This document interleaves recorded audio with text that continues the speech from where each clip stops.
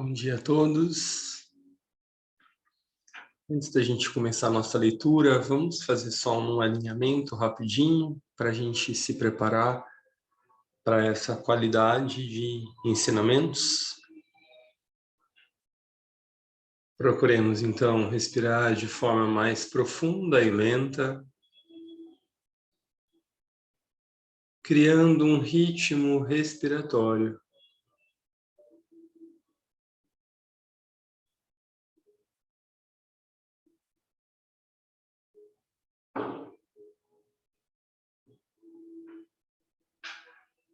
Elevando a atenção até o ponto entre as sobrancelhas. Imaginativamente reunindo neste ponto sua atividade mental, emocional e sensorial, convidando as forças que compõem a personalidade a se integrar,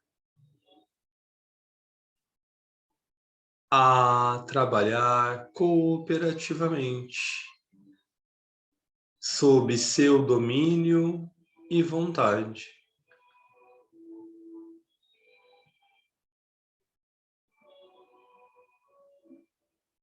E eleve ainda mais a atenção no topo da cabeça,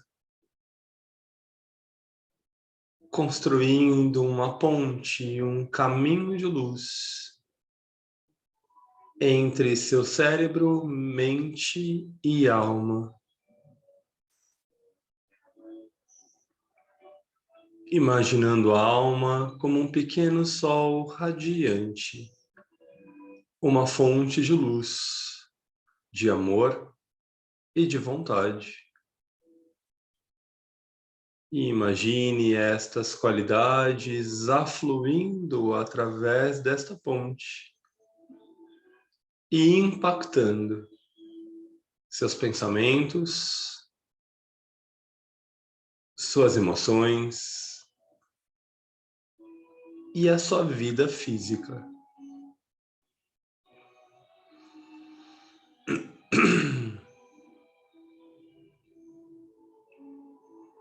Respiremos mais alguma vez de forma profunda e lenta e retomemos, o olhar aqui para o texto.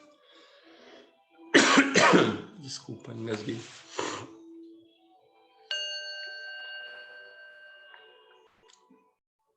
Hoje é o nosso segundo encontro e a gente vai começar um novo tópico do texto que se chama O que é meditação? Assim eu vou lendo e vocês lembrem-se que podem me interromper a qualquer momento. Todos estão o tempo todo construindo em pensamento, quer saibamos disso ou não. E antes de começarmos a estudar a meditação, deveríamos compreender que os nossos desejos e pensamentos estão continuamente preenchendo o mundo interno com o que é chamado de formas-pensamento. Uma forma-pensamento é uma criação da mente, geralmente carregada com desejo. É chamada uma forma porque é uma concentração ou amálgama de energia de pensamento, que embora não possamos ver nas áreas relativamente sutis do mundo do pensamento, tem uma substância e identidade definida. É algo que o nosso pensar e sentir formula, e a sua força, qualidade e duração dependem de como a criamos e, subsequentemente, a mantemos. Só para comentar, tem um livro bem legal chamado Formas Pensamento, que é do Leadbeater, que também participou da Sociedade Teosófica. É uma leitura que quem ainda não fez, vale a pena. É um livro curtinho e explica bem como funciona. Mas apesar que essa explicação no texto eu achei interessante, as formas de pensamento em são algo que a gente cria. E por conta da nossa atenção estar mais voltada para as emoções, muitas vezes, do que para os pensamentos, as nossas formas de pensamento em geral, embora sejam iniciadas na mente, muitas vezes ela tem mais ou são mais potentes no plano astral do que no plano mental. E o nosso esforço todo é para que sim, a gente carregue uma qualidade emocional também, mas uma carga emocional mais elevada, que a gente vai chamar de aspiração, quando a gente quer construir algo de cunho mais idealista ou espiritual. E a nossa intenção é tentar ter cada vez mais consciência e mais atuação a partir da nossa mente, para que a gente possa construir formas de pensamento mais claras mentalmente, mais potentes mentalmente, embora também carregadas de energia astral, emocional elevada. Esse também é dele, Ti, O Homem Invisível e Invisível, mas tem um livro que se chama Formas de Pensamento, que é do Leadbeater, específico. Também é bem legal. Ah, tá bom. Eu achei que você estava se referindo a esse, mas então tem Não, outro. ele chama Formas de Pensamento, é esse mesmo. Uma das razões do atual tumulto mundial é a miríade de formas de pensamento negativas, conflitantes e destrutivas com que a humanidade está preenchendo os éteres.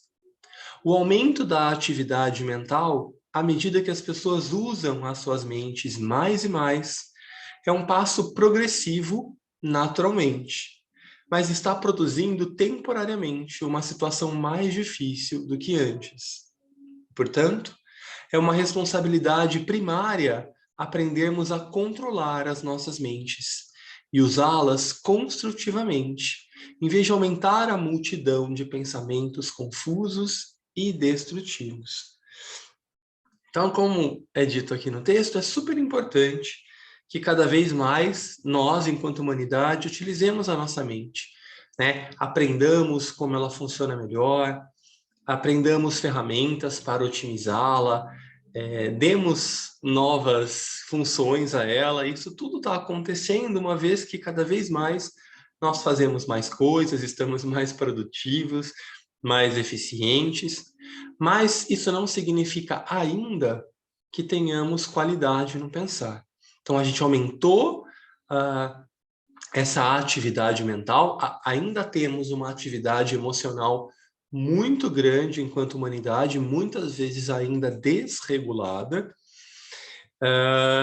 e aumentando essa capacidade mental, aumenta um pouco o caos, mas é um movimento que é necessário. E desse lado de cá, tem um movimento muito grande de pessoas que estão buscando utilizar a mente com mais qualidade, harmonizar as emoções e cooperar construtivamente com novas formas, com uma nova cultura, com uma nova civilização. Esse é o nosso papel, esse é o papel desse grupo de meditação criativa. É, através dessas reflexões, entender um pouco melhor a mente, compreender como ela funciona, harmonizar as emoções, trabalhar com qualidades emocionais mais sutis, então utilizar isso em grupo, nesse grupo aqui que nós estamos fazendo, que é conectado com diversos grupos ao redor do mundo, para que possamos então criativamente construir uma nova realidade, uma nova cultura, uma nova civilização, como eu dizia, com um pouco mais de consciência. O reino da mente é uma área relativamente inexplorada, mas todos estamos atualmente avançando em suas inefáveis dimensões rapidamente. Os pensadores pioneiros em muitos campos estão penetrando em profundidade, imensas e novas. E todos nós vemos confrontando com facetas do pensamento avançado que estão moldando o mundo mundial, mundo atual, perdão. As pessoas estão compreendendo também que os seus pensamentos as afetam, tanto para o bem-estar como para a realização de fato, como para a realização. De fato, a expressão pensamento positivo está mais comum do que nunca agora. Deixa eu subir um pouquinho aqui.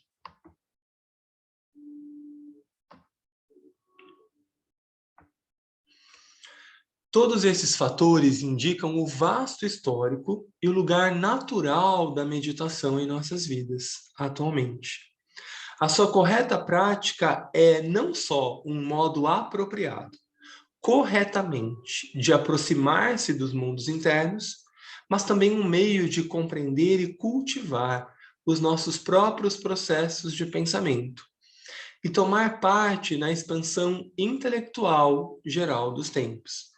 Então, além da meditação ser uma ferramenta, como a gente sabe já, né, para conectar, criar pontes, para acessarmos níveis mais sutis, é também uma forma, uma ferramenta para a organização da mente, para a otimização desse potente recurso. Muitas pessoas têm apenas uma ideia vaga do que é meditação realmente. E assim, nesse grupo, examinamos várias maneiras como ela é realizada, como ela funciona e o seu serviço, o serviço que ela pode prestar. Mantenhamos sempre no pensamento, entretanto, que ela é tanto uma técnica de treinamento da mente, quanto a arte de se tornar gradualmente mais e mais consciente da nossa herança interna, superior e espiritual. Tudo bem até aqui, pessoal? Algum comentário, alguma dúvida?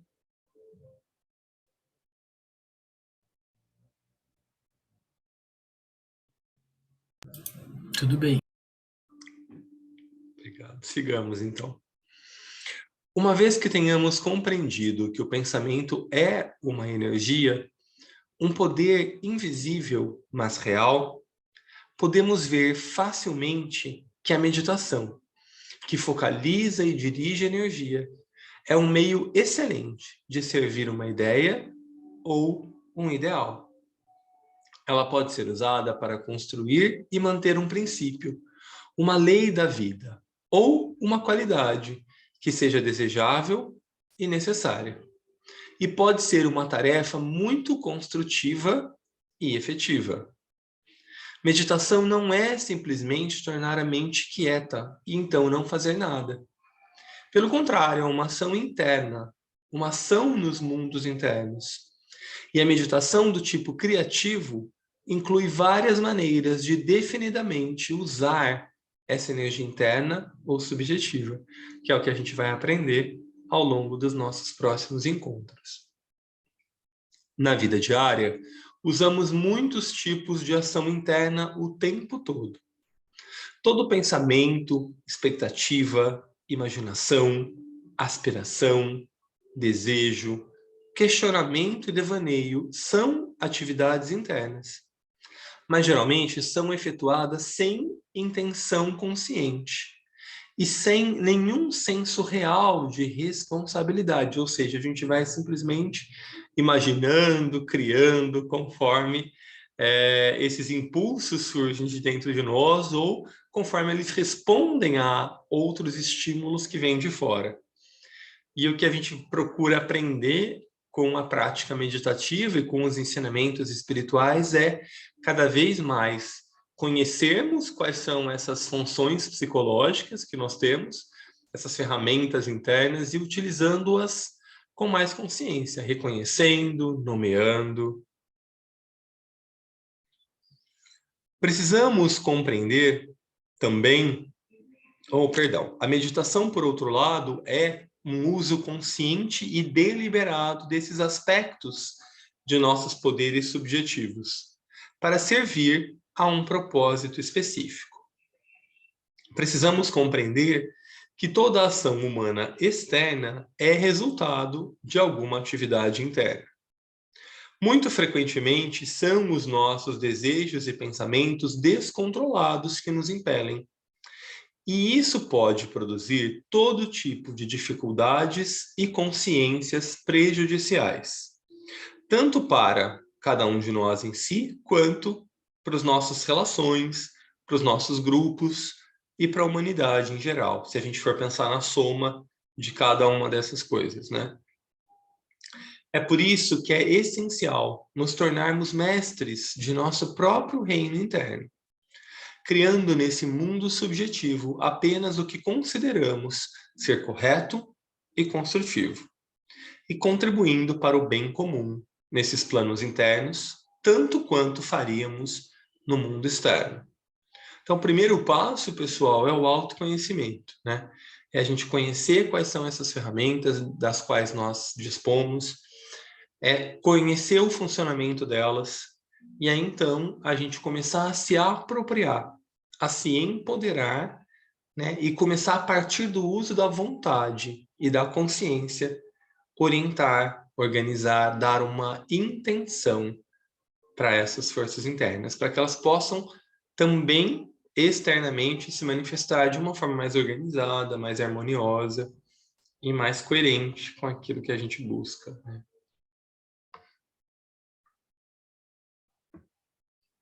Eu vou seguindo, tá? Primeiro, aprendemos a fazer isso em nossa própria área do mundo interno. Aquela área pela qual somos responsáveis, ou seja, cada um pelo seu próprio campo criativo, né? Depois, começamos a contribuir no campo geral da vida interna que compartilhamos com toda a humanidade. Com relação a isso, os perigos da sugestão individual e em massa deveriam ser apontados. Temos que compreender que, tal qual estamos criando formas de pensamento o tempo todo, quer saibamos disso ou não, também estamos participando delas. Isso significa que estamos abertos a influências em graus variados. E é outra razão porque não é bom ser negativo e vago nos níveis internos. E porque deveríamos desenvolver uma vida interna positiva. Ou seja, além do que a gente cria, a gente também é fortemente influenciado por isso que é conhecido, né, desde que o Jung trouxe essa expressão, pelo inconsciente coletivo. Então, esse inconsciente coletivo e outras formas de pensamento que estão aí circulando pela psicosfera planetária, elas também me atingem.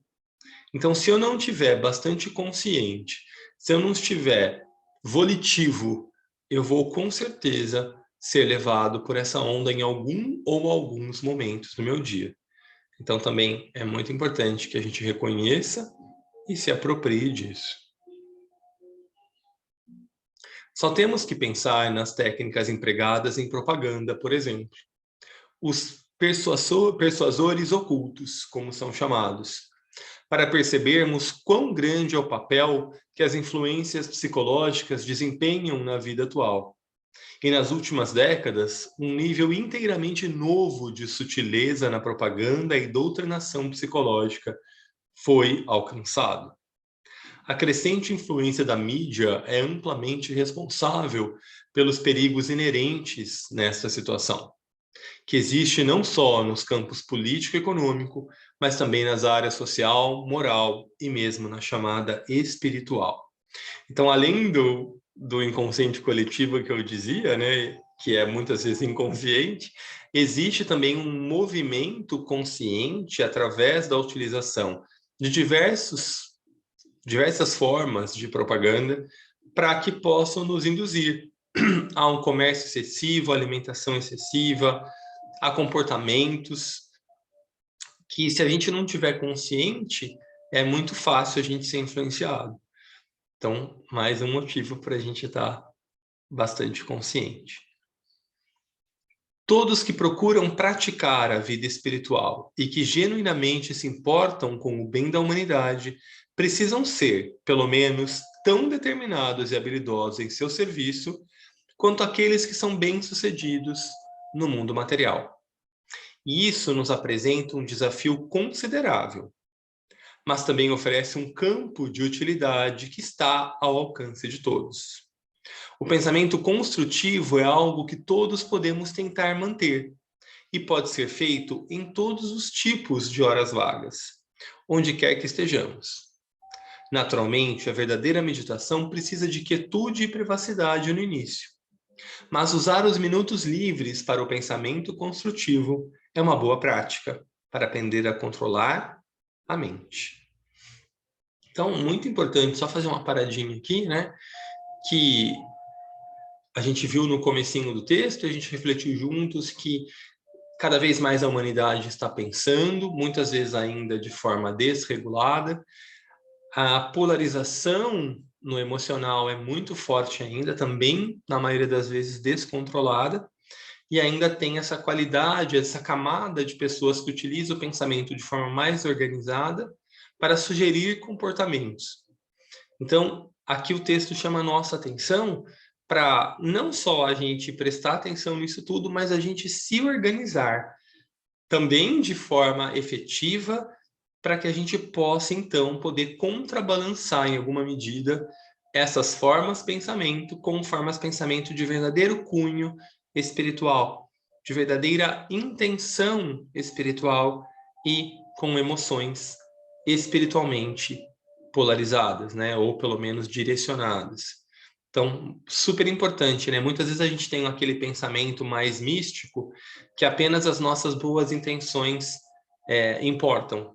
E, na verdade, não, né? Sim, é o primeiro passo, mas é muito importante que haja uma organização mesmo, né? Quanto à forma a ser realizada, quanto ao estudo a ser realizado, para que a gente possa, então, como grupo, efetivamente construir algo que possa, em alguma medida, contrabalançar e equilibrar esse desequilíbrio que vem sendo construído de forma aleatória ou, muitas vezes, consciente, mas não pensando no bem da humanidade, né? Apenas para fins egoístas ou pessoais de indivíduos ou pequenos grupos.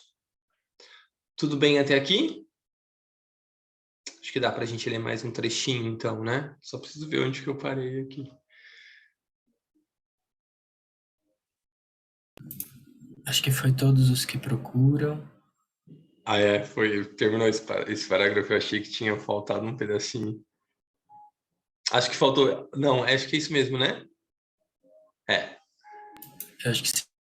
Apesar que a gente leu esse aqui, pensamento construtivo, acho que aqui, ó. Logo perceberemos que podemos fazer isso não apenas quando, por exemplo, aguardamos ou viajamos ou executamos tarefas mundanas, mas também como somos confrontados por situações desconcertantes, emergências, ansiedades ou necessidade de tomar decisões sérias. A disciplina e o treino de nossas mentes sempre nos colocam em posição vantajosa.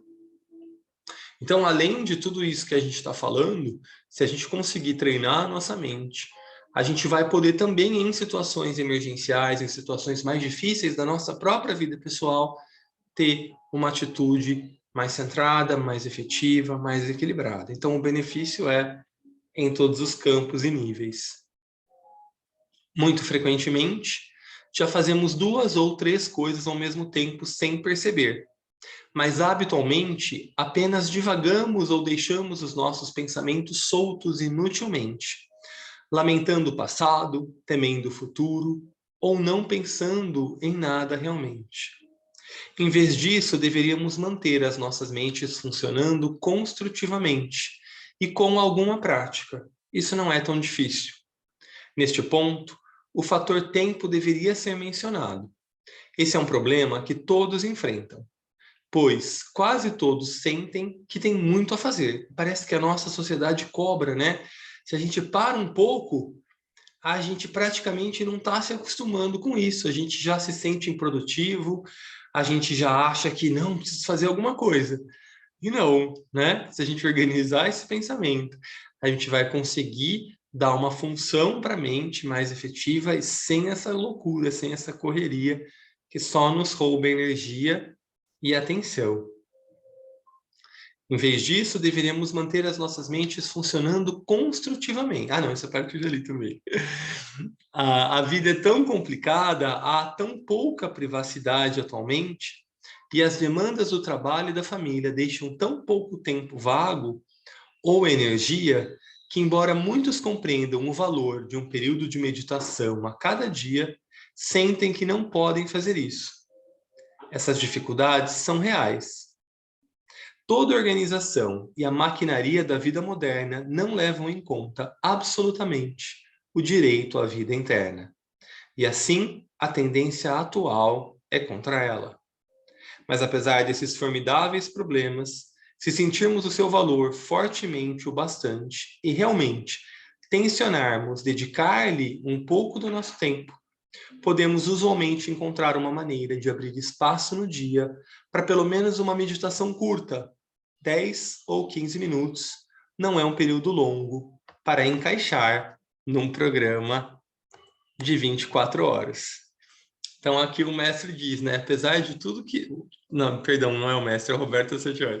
Apesar de tudo que a gente faz, apesar de toda essa ineficiência, dessa eficiência que a gente vem procurando fazer e dessa ineficiência em pensar, 15 minutos num período de 24 horas realmente é possível que a gente consiga encaixar.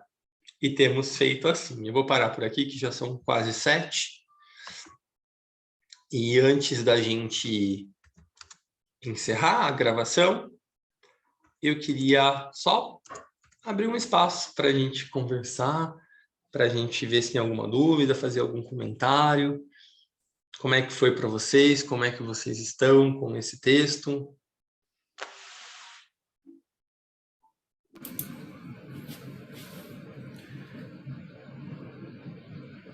Eu tô achando muito interessante, o Assad ele escreve de uma maneira bastante clara, né?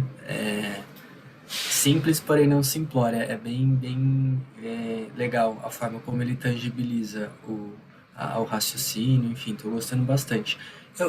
Paulo, é que você sabe mais ou menos quando ele escreveu? Porque é a mesma sensação, né, dos textos do mestre, apesar, enfim, é meio atemporal o texto. Então parece que foi feito ontem, né? É, esse trabalho, eu acredito que foi feito na década de 60. Final da década de 50 e na década de 60. Porque ele morreu em 74. Então, acho que foi por volta disso. Mas eu vou pegar direitinho essa data, vou pesquisar, não me lembro de cabeça. Ah, não, mas só uma estimativa mesmo. Uhum. E vocês, meninas? Algum comentário?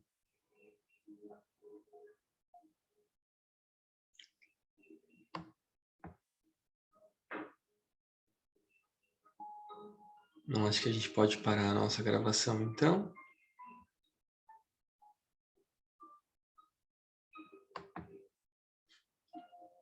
E na quinta-feira